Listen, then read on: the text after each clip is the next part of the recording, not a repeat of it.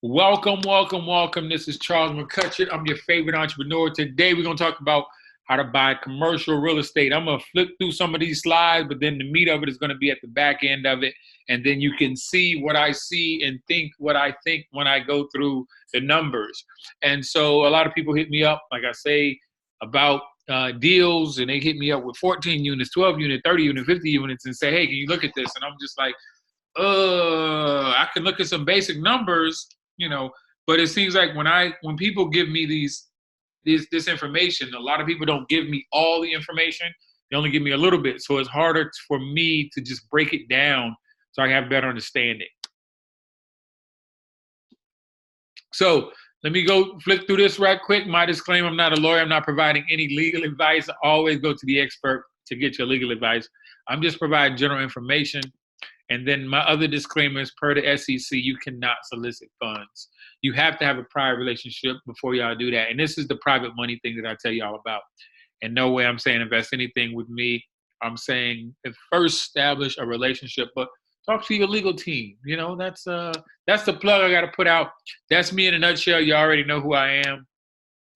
And the plug. So these are the biggest things I'm going to talk about tonight. Income and expenses, NOI, cash flow, cash on cash return, and cap rate. So this is what I want y'all to do. Y'all see the chat box over there, right? Hey, no problem, Mike. It's going to be recorded. You'll get the link on this as well. So can anybody tell me if you know any one of these? Just go ahead and put it in the chat box. Just go ahead and type it in. Whatever you know. If you don't know anything, you just don't know anything, and that's just what it is. But if you know something, just go ahead and just type it in. You don't have to type in all of them. Just type in one thing. If you know what cap rate is or NOI, income and expense, just go ahead and type it in. And I'll wait for you.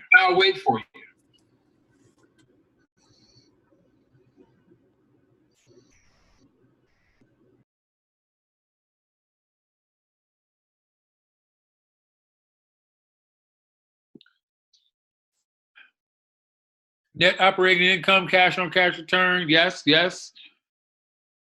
Cash flow. Tell me what it is. What is it? What is net operating income? So that's what we're going to be talking about today. These 5 things, I'm telling y'all without a doubt, when you learn these 5 things, it's a little bit more, but these are like the major things you're going to learn when you're doing commercial deals. When you can break this down, you can break down a deal so where you can be like, oh, okay, I see what's going on now. So, okay, I'm just kind of perusing, looking at it. Your expenses been paid, what's left. Okay, I'm about to break this down for y'all real quick, like. So this is just a quick, we're going to go into some numbers as well. So NOI is equal to the money that you have, income minus expenses will give you your NOI.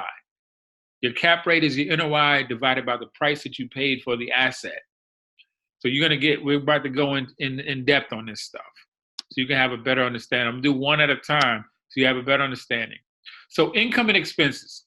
That's when you have like how much rent is coming in. If you have laundry, you have late fees. Any type of money that's coming in for the property, that's the income. I think it's pretty simple. Pretty self-explanatory. Expenses, you have insurance, you have repairs, you have property management fees, you have electricity, you have who's cutting the grass. All that comes into play in the expenses. Any money that goes out, it needs to be accounted for. Usually. Now, this is only typically. When you have a 50 unit or more type property, expenses are usually at like 50% of the income. So if the income you're bringing in is 10,000, the expense, this is just numbers, y'all. Just throwing out numbers out there. Making it simple. If the income that's coming in is 10,000, which 10,000, the expenses will be half of that. But if I'm just using it, if it was a 50 unit, now the numbers change a little bit when you have less than 50 units. Say you have a 20 unit, a 10 unit, a 12 unit. It's not half. So those are, you got to run the numbers to kind of see where you are. It could, excuse me, it could be 1/3 of the income coming in. And this is a no-brainer. The money coming in has to be greater than the money going out. That's just, nothing to be said there. That's just plain and simple. Let's make it easy. So let's talk about NOI. As your NOI goes up, the value of the property goes up, and vice versa. NOI goes down, value of property goes down. NOI is your income minus your expenses. So whatever your income is, let's keep using 10,000. If your income is 10,000, your expenses, let's just use half, 5,000. So your NOI is 5,000. Very simple. A lot of people don't look at their expenses the way they should, so they won't get the correct NOI. And a lot of us, even myself, when you go out there, you got to look at, you might have a number that says, you may get a broker that gives you information that says, well, the NOI is going to be this specific number, or the expenses are this specific number. And let's say you have a 50 unit and the expenses are like from 100,000, let's say they're only 20,000. You have to really, I'm looking at the income. I'm using income of 100,000, expenses are 50,000. And you may have a broker that may try to say, well, expenses on a 50 unit or more is 30,000. That's when your spidey senses go up and you'll be like, you have to use common sense. A little bit of common sense goes a long way. You say, well, you got to look at their numbers. They're going to give you numbers, whatever they're going to be, and then you're going to do your own numbers. So as y'all saw in the diagram I did before, in the Excel spreadsheet, I had their numbers and then I had my numbers and what I know to be, in a sense, true, just from just common sense type stuff. So a lot of people don't look at expenses to say, okay, with the expenses being lower than they should be, how old is this property? If it's very old, the expenses are going to be a little bit higher. And I'll go even to 55% of the income for the expenses. And this is a no-brainer right here. Your NOI should be greater than your mortgage payment. Should be a no-brainer. Let me see. Hold on. Oh, if one or more tenants are late in rent, is the contracted rent counted as income or the actual receipts? Well, you won't have it as income because you're going to have a loss. And Michael just asked that question. If one or more tenants are late in rent, is a contracted rent as income? Is it counted as income? It can't be counted as income because they're late, and it depends on how late they are. So usually, you had that 5-day period where they can be late, but you can't count it as income because you don't have it. So you have to count the numbers the way you have the numbers. So whatever it is, that's just what it is. And what that's going to be reflected, that's going to be reflected on the T12. We call it the trailing 12, and it's going to have month by month. And in 1 month, like let's say the month of May, or let's use July.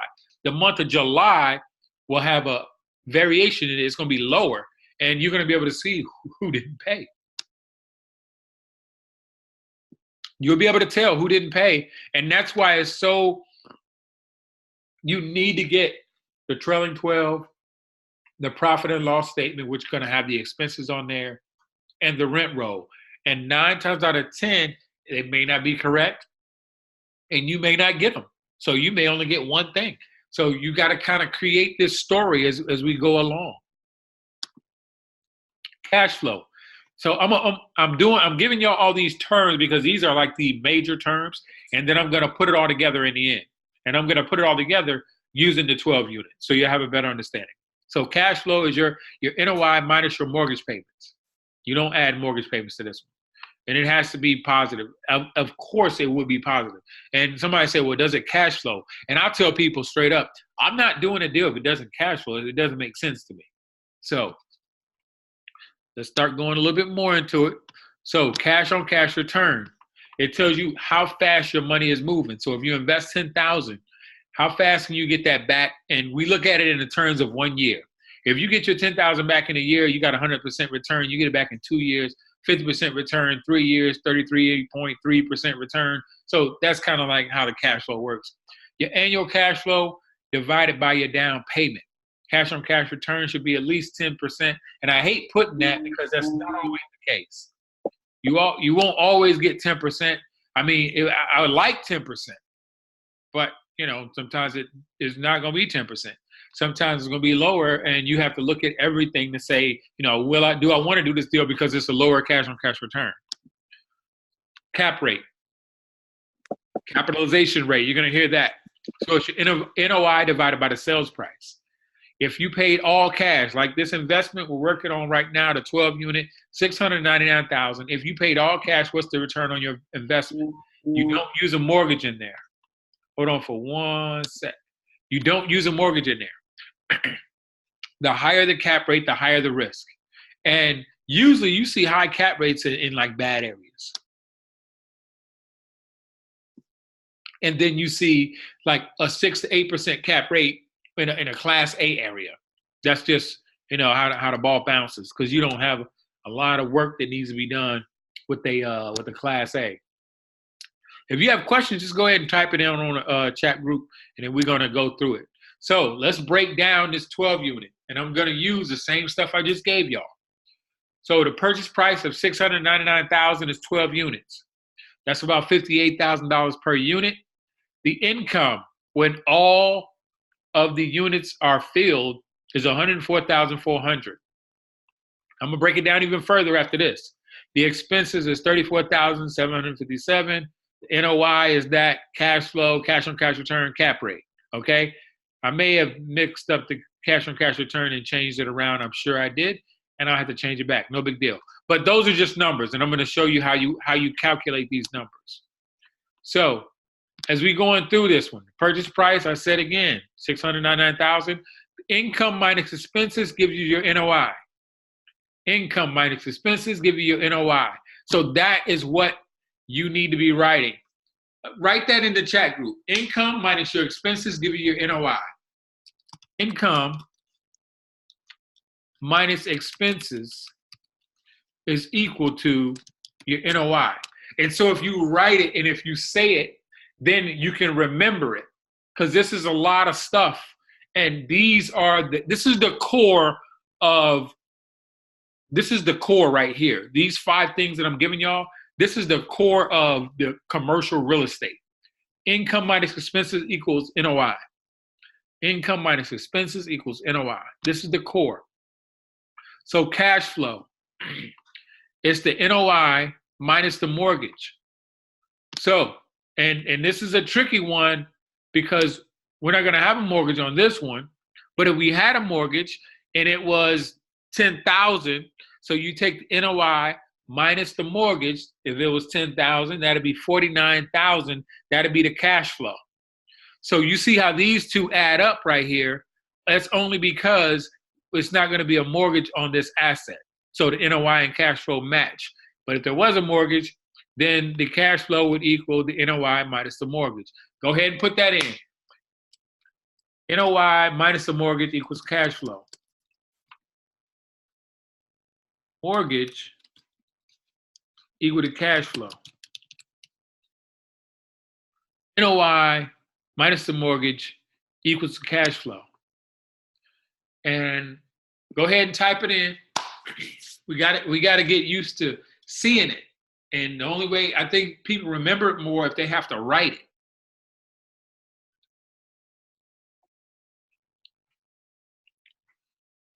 There's a thing out there called CapEx. So CapEx, you just always have to be prepared for things that's going to go wrong. Anything that probably you think can go wrong, will go wrong. That's like you take over the property and now the roof needs repaired. Now the HVAC went out. So it's different things like that you have to look at, like, okay, what can go wrong with this place? So you set aside money, and it's called capital expenditures. Capital expenditures. So, and I put down here, I'm going to go a little bit more into depth so you can understand this cash on cash return and the cap rate. I already put cap rate. So the cap rate is the NOI, that's for the whole year, divided by the sales price. So NOI divided by the sales price equals the cap rate. Go ahead and type it in. NOI divided by the sales price is equal to the cap rate. These 5 things are muy importante. Muy importante.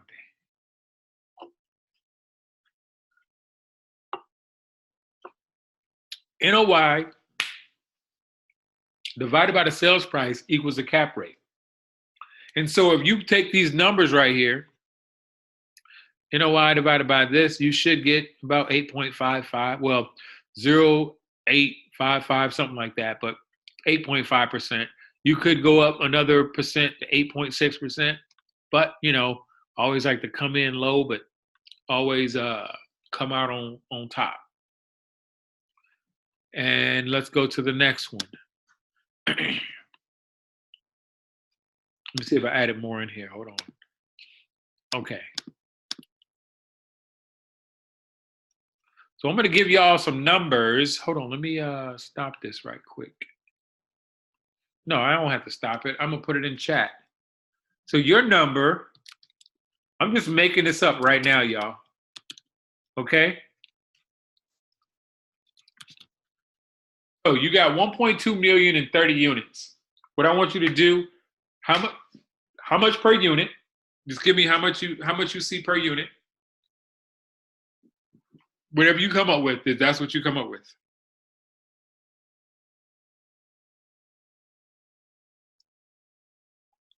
How much per unit?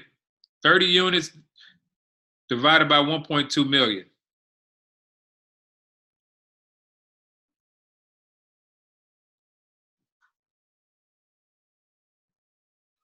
How much per unit? 40,000 per unit. Got you. So I would entertain that. I would really entertain 40,000 per unit. It depends on the area. You know, some units are like this one. This 12 units, 58,000 per unit. So if somebody put out there a 30 unit at 1.2 million, I will guarantee a lot of people would be very interested in it. Let me give you this other, and that's one. It's a 30 unit that we're about to get access to. Is 2 of them, but you know I don't know the prices on it yet. This is another one. Take this one right quick. This is 600,000.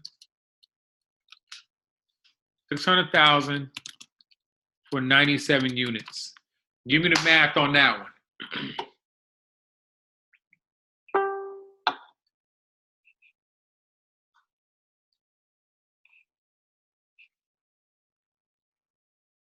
So that 600,000 for 97 units, that is the one that's in Oklahoma. That's going to be for homeless veterans, and they want to sell it for about 600,000.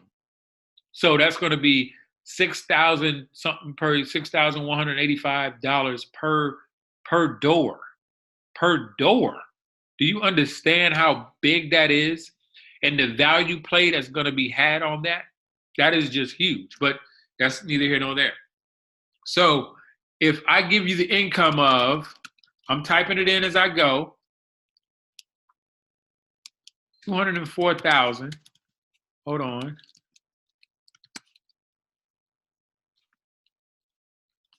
And expenses,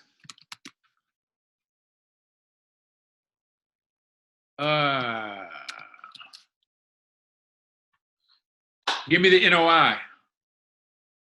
Let me get it off this screen right quick.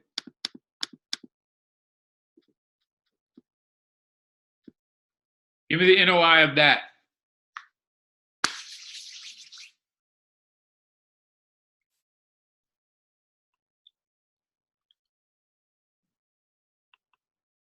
Somebody check your work. Check your work. Where's NOI? So y'all can see.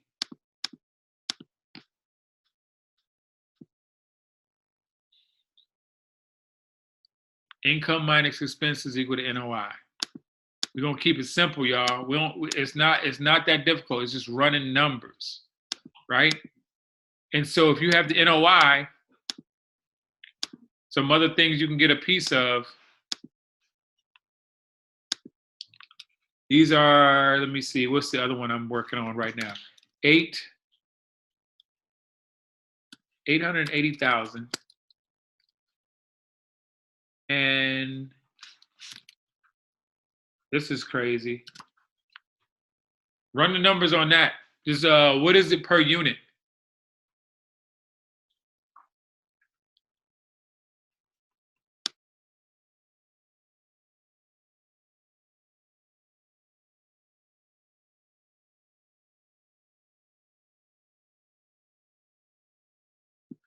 Now you see the 146,000. Now, would that be a property that you would buy though?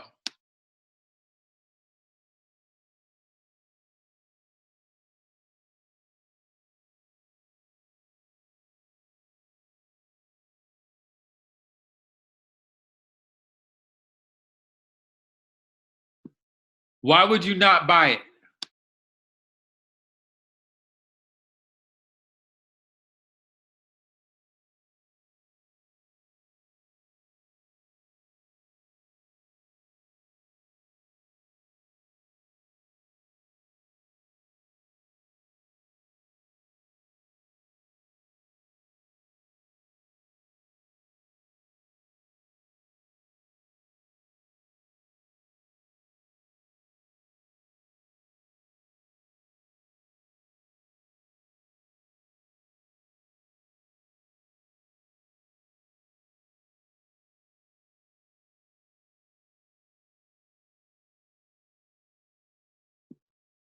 Maybe it's in New York City. That's one.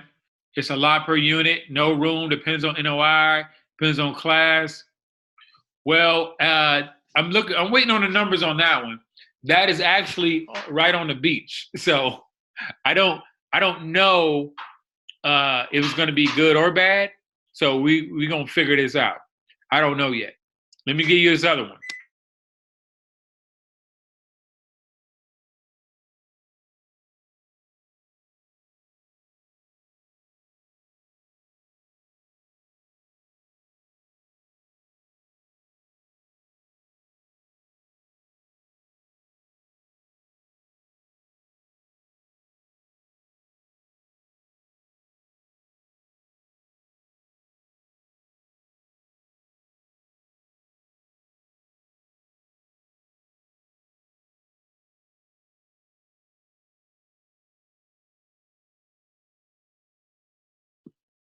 So I got this other one right here. 1.8 million for a beach house. I don't have the numbers on that one yet, but it brings in $7,000 per week. But the only downfall is Airbnb, and you can't depend on that weekly income. That's the downfall.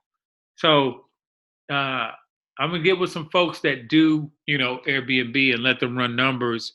And that's what you should do. You should be the only one running your numbers to make sure you have a better understanding of what you're doing. Now let's do this.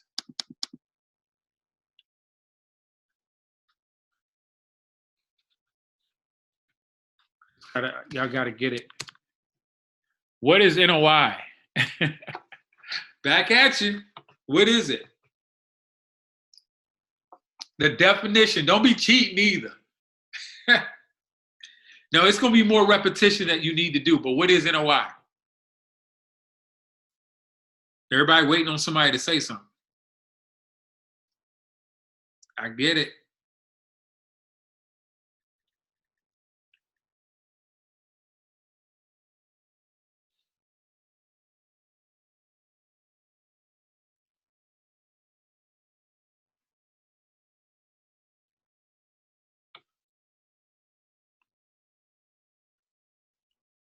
I got you, Michael. I'm waiting on the value for it as well.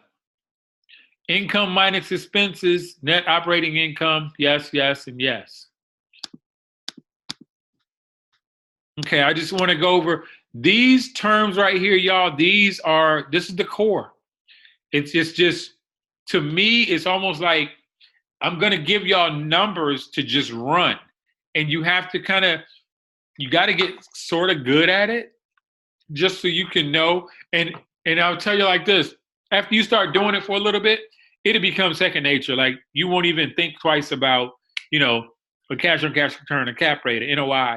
But the good thing is this: a lot of people kind of harp on cap rate. No, I need an 8-point cap rate. I need an 8% cap rate. I need a 10 cap.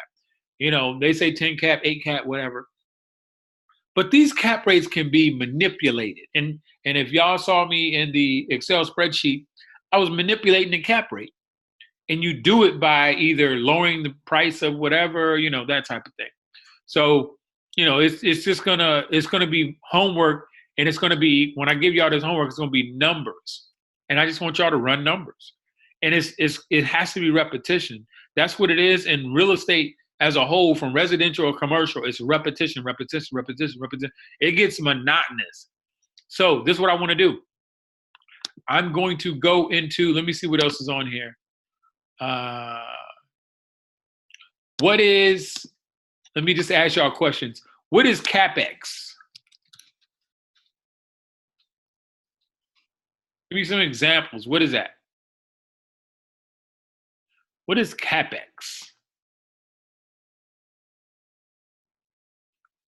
Unseen expenses.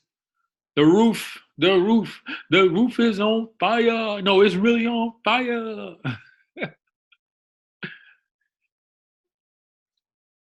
Got you. Anybody know what cash on cash return is?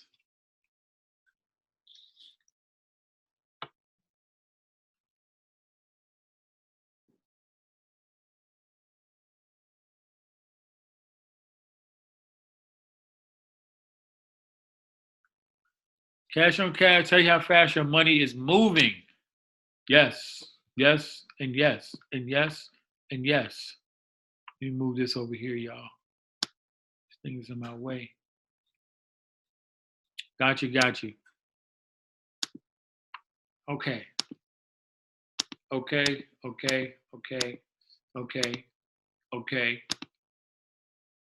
This is what you're typically gonna see right here. 27% of the asking price. So if you have, let me see, what's 27% of $699,000? 27% of $455,000. I'm just gonna leave those two. How do you calculate the cash on cash return? Let me go back. No big deal.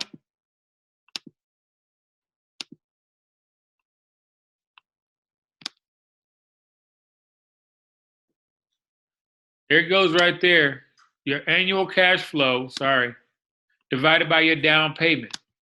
So if the annual, this is for Oscar, if the annual cash flow is $104,400 and your down payment is $699,000, Oscar, what's your cash on cash return? For everybody else,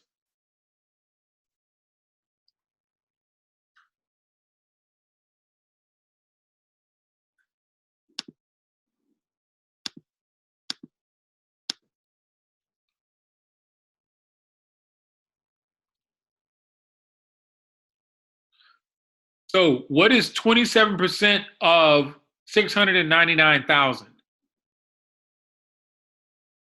What's 27% of 699,000? I see it, Michael, 14.9%.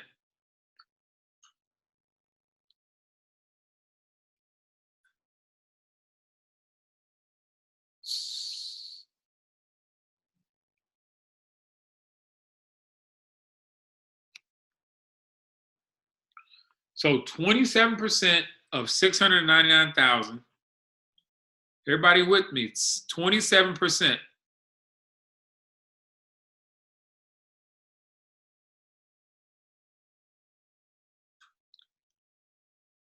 $188,730. So that's what we call, you have to bring that money to the table in a sense. Because y'all see how it's broken down. A lot of people just like to say 20% down. No, 20% down plus a 3% acquisition fee, plus 3%, a 1% loan origination fee if you're using a bank or a lender, 3% closing costs. So you really have to come up with 27% vice to 20% down like a lot of people think. So if it was 699,000, you got to come with $188,730. That's, in a sense, what you need to bring coming to the table so you can close on this deal.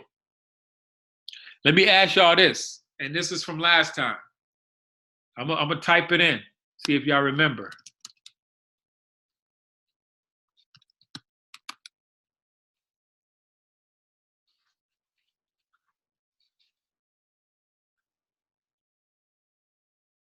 Oh, let me do it this way.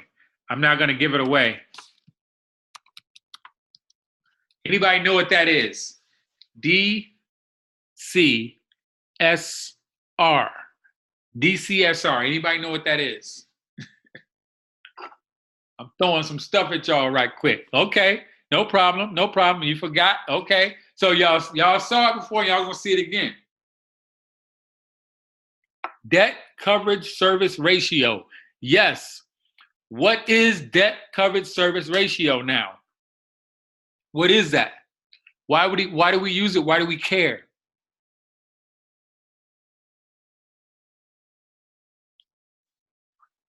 Why do we use debt service coverage ratio? Why do we even care for it?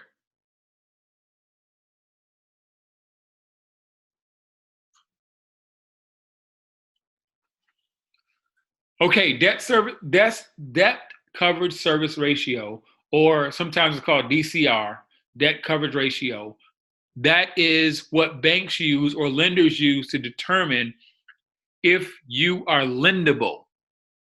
So if the deal you did right here and you bought 27% to the table, if you have and banks use to determine if it's a good deal or not. Yes. Usually it's 1.25, and that's just a number, and it's looking at how much money you have coming in your expenses, and are you making more than your asset is taking. So if you're just barely making it with your asset, you're probably not going to get funded. So you might be at a 1.0. Banks want like 1.20, 1.25 as a debt service coverage ratio. And in the formula, you don't have to calculate that. I have a formula that it's going to be calculated for you. So it's no big deal. I just wanted to bring that up just to see, just want to see. We're going to be doing private investors as well. That is when, y'all have to go to events. And I'm trying to get y'all to do something a little bit different, out of your comfort zone, driving for dollars. You can drive for dollars and do the neighborhood thing, or you can drive for dollars and do the commercial properties. You can send letters to commercial properties. I got all the letters. So it's doing something vice nothing. And you can continue to learn, and this is going to be, this is definitely going to be saved, but you can continue to learn as we go. But we have to go out and meet people. Meeting people allows you access to more people, and then more people. And then, people say, dang, Charles, how are you meeting all these people? I'm going out. I'm meeting these people. That's what I'm doing. I'm going to events that I don't want to go to. That's just what I'm doing. So I gave y'all all of this. This is what I want y'all to do just real quick. Take 3 of these and write down what you think they are. Just give me what is expenses, NOI, mortgage, cash flow. Give me some definitions. Just give me definitions. Give me what you got. Just go ahead and type it in. Give me what you got. No particular order. Just give me 2 of them. Just give me 2. The 2 that you know. I even throw in, that's already up on the screen. No big deal.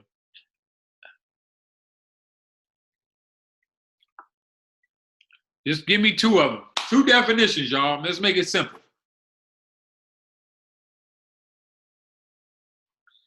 And while y'all doing that, I have the book that's going to be coming out. Y'all going to actually get a peek. Y'all going to get that as well. And it's just going to be a lot of this stuff in a book, So I'm just putting it in a book. Have a lot of it already. I probably have everything I need right now, but we'll work it out. Get it in book format, because I'm actually going to be writing a book. This is going to be part of it. So I don't know if it's going to be the entire book that I'm writing, because I'm just actually going to just keep writing it and adding stuff to it. But yeah, this is going to be part of the book. So big piece of the book. I don't know how many pages I have either. Go ahead and just write it in. Whatever you can figure out of all this: cap rate, capital expenditures, NOI, mortgage expenses, cash flow. Just write it in. And when y'all get deals, bring them to me. We're gonna start working these commercial deals like apartments and stuff like that. You got a 10 unit, 20 unit, 50 unit, 100 unit. But the thing is, we got to have a plan. You can't just say, hey, I got this, 250 unit. I'm like, okay, well, what's the plan? It has to be a plan. I mean, do you have any private money lenders that want to buy into you? That's what we got to have. We got to have this plan out there. And I put up their private money. You don't need a license. You don't really need any money. You do have to have some experience, and we're going to network like crazy to get more people on our team. I hope everybody's doing this. I know some of y'all are getting business credit. This is so I have a company that's actually getting me to fly down to do business credit for them. Well, they're actually doing business credit to where they're going to use the funding and they're going to be investing. That is big right there. Oh my goodness. Once you get this funding, y'all, business and life changes once you get money that's not attached to you. So when I talked about what are you going to do with the property, what's the exit strategy? Like, are you going to hold it? You're going to wholesale it to somebody else? Do you have any investors out there that want to get the property that you're working to get? And then you have the 1031 exchange. Those are people who got money just sitting there that's got to go like within, don't quote me on the time, but it's like 181 days. They have to use their 1031 exchange. And I had to do the same thing at one point because I took all my assets to cash it out for a private community down in the Texas market, Denton, Texas. Reposition. That's when you want to change like from a 1 unit to a 2 unit and you want to go in there and do some rehab and stuff like that. There's some light repositions, then there's some major repositions, and y'all saw it before to where it's like $3,000 to $4,000 a door when you're doing this reposition. But a lot of people do a quick reposition. They may hold it for a year or two and then they go ahead and sell it and make, whatever they're going to make off of it. So a lot of people, even this 12 unit, it was a foreclosure. They got it, they repositioned it, and then they selling it right quick, which they're standing to make probably 100 and almost 70,000. That's what they want to make off of it in like a 2-year period, which that is no pump. $170,000 and you just repositioned it. I don't know what they, how much they spent on everything, but that's amazing. Mia, when you obtain business credit, is the goal to hold refi flex? When you obtain business credit, you can do whatever you want to do with the money. That's up to you. So when you're doing a hold, a refi, or fix and flip, the goal is looking at you as a person because everybody's going to do it differently because we're all in different places. So if you want to hold, I would look at, you look at your finances, you look at where you want to be, you look at, what are you holding for? If you want to fix and flip, you need quick money. It's all about you and how you're set up. So I couldn't answer that question for you until I know everything there is to know about what you want to do in the big picture of things. That's why I always ask people, what's the end goal? Some people say, man, I want to get this 2 unit. Okay, well, what's the end goal? Well, really, I want to make about, $8,000 a month. Okay, well, $8,000 a month is not really the 2 unit. It's you want to make $8,000 a month. So you want your money to make money, and that's okay. So now you got to look for investments that make sense, that make money.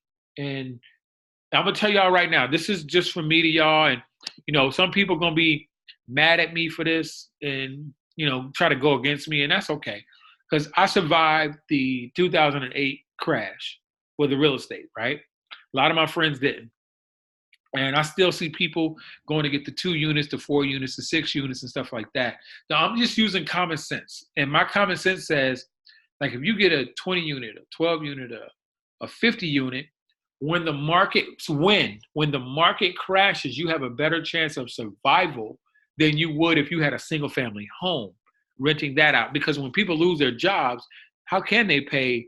You know, you got one person bringing in money into a household, they lose that job, that house not getting paid for. So what are you gonna do? I saw a guy, he got 40 houses. And I'm just like, I'm not shaking my head, like, you know, good luck with that. Hope it work out for you. Because when the mortgages, let's just go 20 houses, the mortgage is not getting paid on 20 houses times $1,000. I mean, that money got to come from somewhere. I would rather have 40 unit to where you got a few people that can't pay, and let's say you had 7 or 8 that couldn't pay, and you still got 32 people that can pay the rent. I think you'll be okay. You'll be okay, Vice, having 40 houses, and you have 7 or 8 people that might not be able to pay. So it's just a different frame of mindset. So this one lady told me, you know, she make more in single family than residential, but you know, she couldn't come back and tell me how. The numbers don't add up. You know what I mean? You can't sell me on that. The numbers don't add up.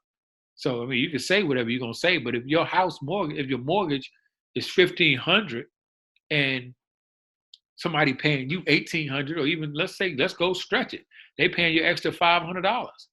You're not going to exceed somebody having a 10 unit or a 20 unit that's bringing in X. You know, it's just the numbers just don't add up. So I'm just like, yeah, okay, I hear you, lady, but it don't add up. We got to figure out this part, y'all. Where's the money coming from? And I like the private investor part. You got to figure out where yours is coming from. But until then, you know, there's private money out there. I don't like to use hard money. That's just me. I mean, if you have to, you have to. Banks, okay. Sellers, yes, they can give funding. Private investors can give funding. I just use hard money as a last resort. So I'm going to stop right there and stop this recording. We're going to go into just a few things because I don't want to belabor this point. We still got some work to do. So this is what I'm going to do for y'all. I'm going to start with Oscar. I'm going to unmute everybody. We still going to have to do lease options.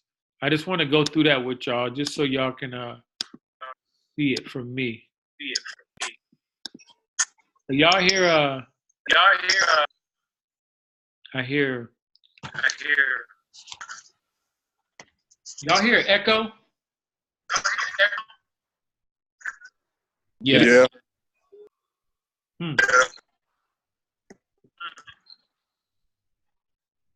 Okay. I don't know what that's about, but this is what we do. Go ahead, Oscar. If you unmute yourself, I'm gonna mute myself. Go ahead, tell me what you're working on, and then we'll go from there. Let me mute myself because I'm just sound messed up. Well, right now I just got an LOI done for that 30 unit down in Jacksonville. They asking I think it's 197K. He wanted to